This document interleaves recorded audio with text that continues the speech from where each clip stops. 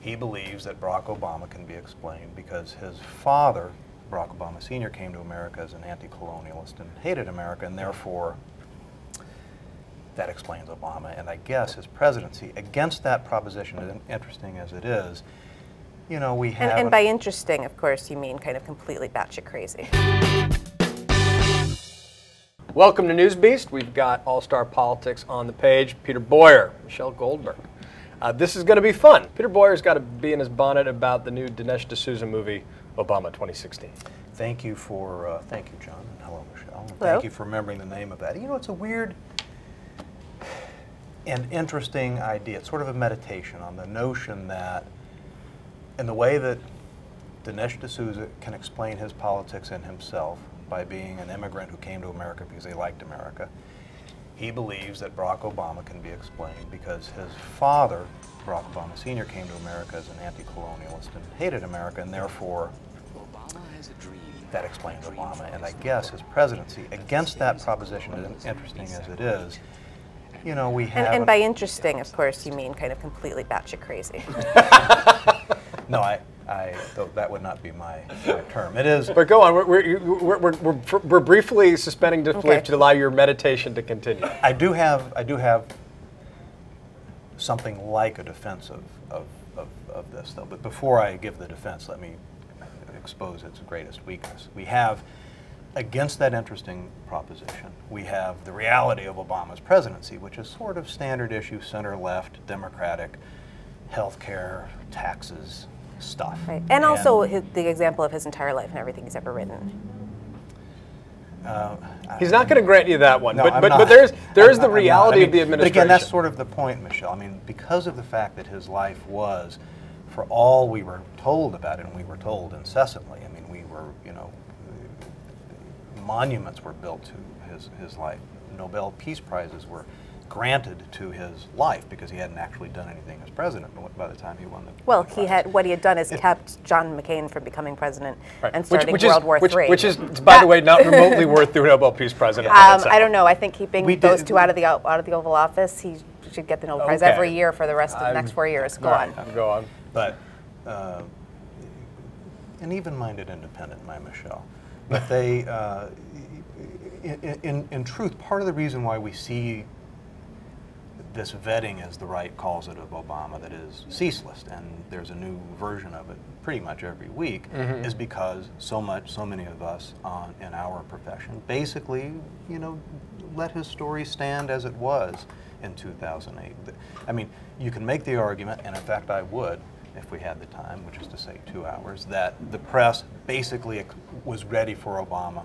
The press, like much of the country, fell in love with his story. What is it that you think the press hasn't sufficiently investigated? And as a result, in dribs, well, for example, there was the fury and the frenzy over Jeremiah Wright. I mean, and you don't think but you don't think the press did sufficiently investigate that? I mean, you think the Jeremiah Wright's unknown? Compare what we knew about Barack Obama in November 2008 with what we knew, forget about what we knew about Sarah Palin, which was everything. I mean, we all basically got on an airplane together and ran to Wasilla to find out if she'd ever banned any books. Forget Sarah Palin.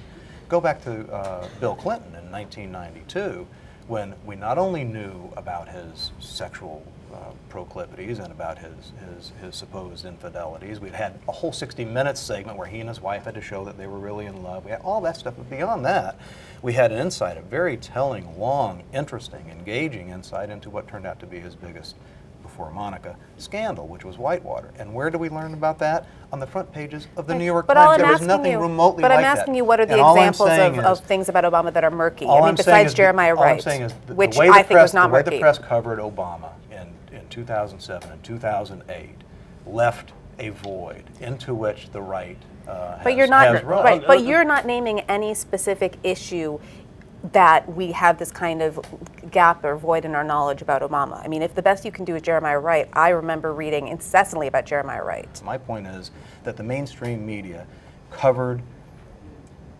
Bill Clinton in a very skeptical, critical way in 1992.